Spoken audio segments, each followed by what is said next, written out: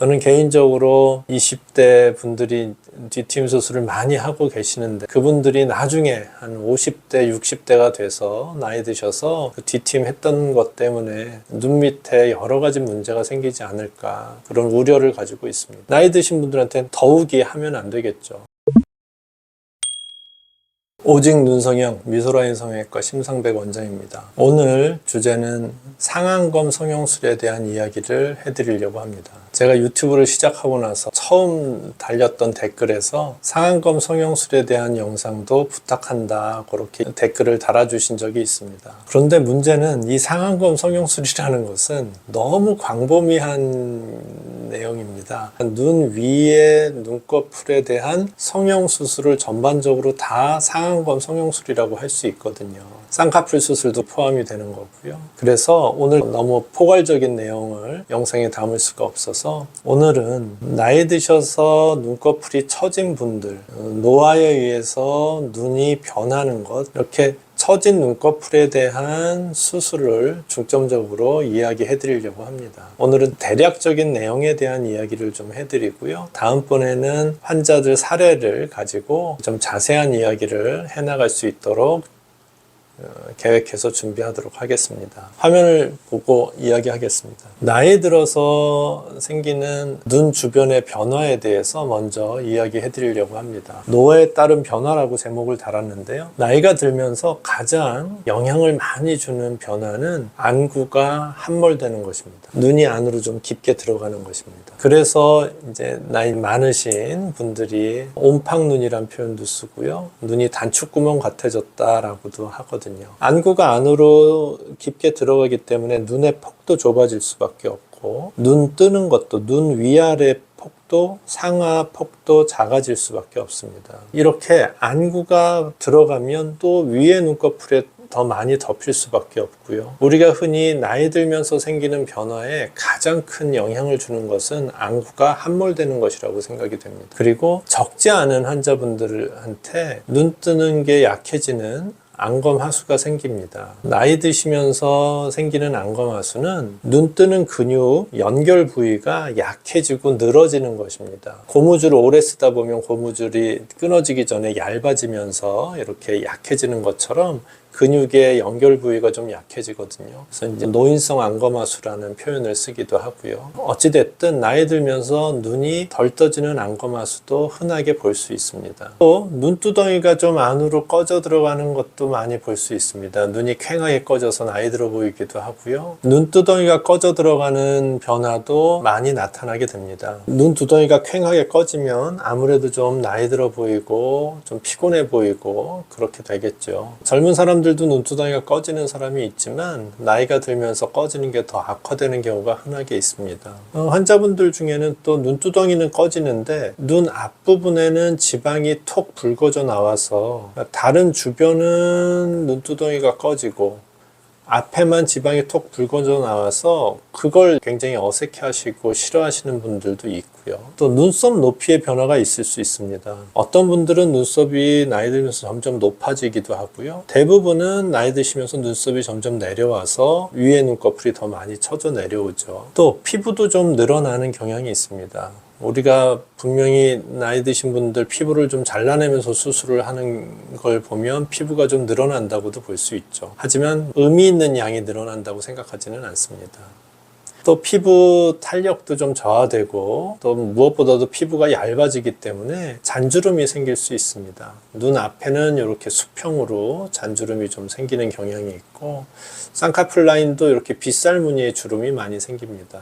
눈 끝에는 세발주름이라고 하는 까치발주름이라고 하는 이런 주름이 생기기도 하고요. 이 주름은 피부에 생긴 잔주름이기 때문에 피부의 노화에 의한 것이기 때문에 수술로는 좋아질 수 없습니다. 간혹 원장님 저 수술을 했는데 주름이 오히려 더 생겼어요 또는 뭐 없던 주름이 생겼어요 이런 얘기 하시는 분들이 간혹 있으신데 피부에 생긴 잔주름은 수술 전이나 수술 후나 동일하게 그대로 남는다. 좋아지지도 않고요. 당연히 나빠지지도 빠지지도 않습니다. 그래서 잔주름은 별개의 문제입니다. 눈 앞머리의 변화도 있을 수 있습니다. 우리가 흔히 말하는 동양인의 특징인 몽고주름이 점점 사라집니다. 제가 환자분들한테 우스갯소리로 할머니 중에는 몽고주름 있는 할머니가 없다 이런 얘기를 하는데요. 수술을 하거나 나이가 드시면서 여러 가지 변화 중에 그 몽고주름이 없어지고 사라지는 것도 굉장히 큰 특징이라고 생각이 됩니다. 나이 든 눈에는 하지 않아야 될 수술이 있습니다. 몇 가지 이제 적어봤는데요. 가장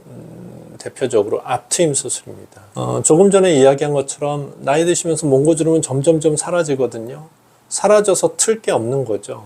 그런데 무리해서 앞트임을 하게 되면 눈 앞머리가 날카롭고 뾰족해져서 굉장히 사나워질 수 있고요. 또 나이 드셔서 안구 건조증이나 안과적인 문제들이 좀 생길 수 있는데 앞트임 수술은 전혀 도움이 되지 않고 그런 것들을 악화시킬 수 있습니다. 때문에 앞트임 수술은 나이가 드신 분들한테는 하지 않아야 될 수술입니다. 또 뒤트임, 저는 뒤트임 수술은 하면 안 되는 수술이라고 생각을 하는데요. 나이 드신 분들한테는 더욱이 하면 안 되겠죠. 눈 뒤에서 연결 부위를 끊어서 이렇게 내려주게 되면 눈 밑을 받치고 있는 살들도 다 같이 처지겠죠. 눈이 뒤집힐 수 있고 내려올 수 있습니다. 그렇지 않아도 처지고 내려오는데 뒤트임까지 하면은 너무나 문제가 많이 되겠죠. 저는 개인적으로 20대 분들이 뒤트임 수술을 많이 하고 계시는데 그분들이 나중에 한 50대, 60대가 돼서 나이 드셔서 그 뒤트임 했던 것 때문에 눈 밑에 여러 가지 문제가 생기지 않을까 그런 우려를 가지고 있습니다. 그런 부분은 나중에 또 영상을 한번 만들어 보겠습니다. 지방이식도 저는 해서는 안 되는 수술이라고 생각을 합니다. 의사들마다 이건 생각이 많이 다르긴 한데요. 저는 이식한 지방이 문제가 될 수 있고 문제가 됐을 때 제거하는 게 어렵기 때문에 지방이식 역시 가능하면 하지 않아야 될 수술이라고 생각을 합니다. 다음은 과도한 피부 절제입니다. 제가 임상적으로 가장 환자분들을 보면서 문제가 되는 것이라고 생각을 하는데요. 나이 드시고 처진 피부 때문에 수술을 한다고 하면 피부를 너무 많이 잘라서 수술을 해서 옵니다. 피부는 그렇게 많이 잘라내서는 안 되거든요. 눈꺼풀 피부는. 피부가 남아돌고 여유가 있어야지 바짝 당겨질 정도로 잘라낸다는 것은 돌이킬 수 없는 문제를 만든다고 생각을 합니다. 그래서 피부를 어쩔 수 없이 잘라내는 경우는 잘라내야 되겠지만 가능하면 매우 보수적으로 피부 절제를 해야 된다라고 생각을 합니다. 처진 눈꺼풀에 대한 대략적인 수술을 이야기해 드리겠습니다. 가장 대표적인 게 쌍꺼풀 수술이죠. 처진 눈꺼풀을 감당할 수 있는 적당한 크기의 쌍꺼풀을 만들고요. 또 약간의 늘어진 피부가 있다라고 하면 늘어진 피부도 같이 이렇게 절제하는 수술을 할 수 있습니다. 가장 일반적인 수술이고 이 수술을 보통 상안검 성형술이라고 환자분들이 이야기하십니다. 가장 좋은 수술이기도 하고요. 중년의 분들이 이 상안검 성형술을 한다라고 했을 때 가장 겁내하는 것이 인상이 너무 사나워지거나 천박한 이미지가 될까봐 걱정을 많이 하시거든요. 그 나이 드신 분들이 왜 그렇게 어색한 결과가 인상이 강해지는 결과가 만들어지냐 하면 쌍꺼풀을 너무 깊게 해서요. 그렇습니다. 한 40대, 50대 정도의 중년의 나이에는 그 나이에 맞는 쌍꺼풀을 해야 되는데 20살 아이들처럼 쌍꺼풀을 너무 진하게 하는 것이죠. 쌍꺼풀을 너무 진하게 하면 이제 굉장히 이제 수술한 티도 나고 인상도 사나워지는 그런 결과를 만들 수 있습니다. 때문에 상안검 성형술이 가장 좋은 수술이고 가장 일반적인 수술이지만 그 수술을 잘 해야지 좋은 결과를 만들 수 있을 것 같습니다.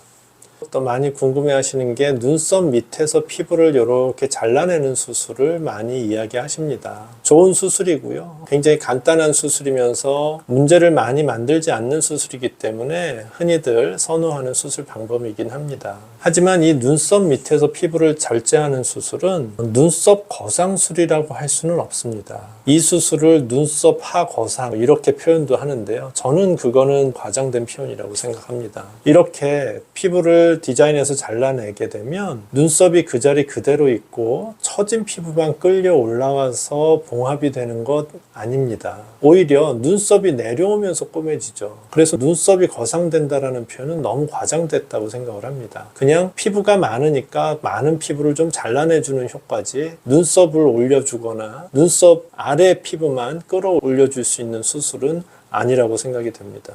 그래서 눈썹 및 피부 절제라는 수술은 어떤 분들한테 좋은 결과를 만들 수 있냐 하면 기존에 적당한 크기의 쌍꺼풀이 있는데 단순히 위에 눈꺼풀이 처져 내려와서 덮은 경우입니다. 그런 경우에는 덮는 피부를 잘라내는 수술로 안쪽에 있던 적당한 크기의 쌍꺼풀이 드러나게 되니까 장점이 있겠죠. 쌍꺼풀 수술보다 훨씬 더 간단한 수술이거든요. 또한 눈썹 밑에서 피부를 잘라내는 수술은 눈썹이 아무래도 내려올 수밖에 없다고 생각을 합니다. 그렇기 때문에 눈하고 눈썹 사이 공간이 넓은 사람한테 수술을 하면 눈썹이 좀 내려와도 어색하지 않으니까 좋은 결과를 만들 수 있는 것이죠. 반대로 눈썹 밑에서 피부를 잘라내는 수술을 하면 안 되는 분들은 쌍꺼풀이 없는데 눈썹 밑에서 피부를 잘라내는 수술을 하려고 하는 분들입니다. 그런 분들은 아무리 피부를 잘라내도 처진 눈꺼풀을 열어줄 수가 없거든요. 쌍꺼풀이 더 필요한 것이죠. 또는 눈하고 눈썹 사이가 좁은 사람한테도 눈썹 및 피부 절제는 좋은 수술이 아닙니다.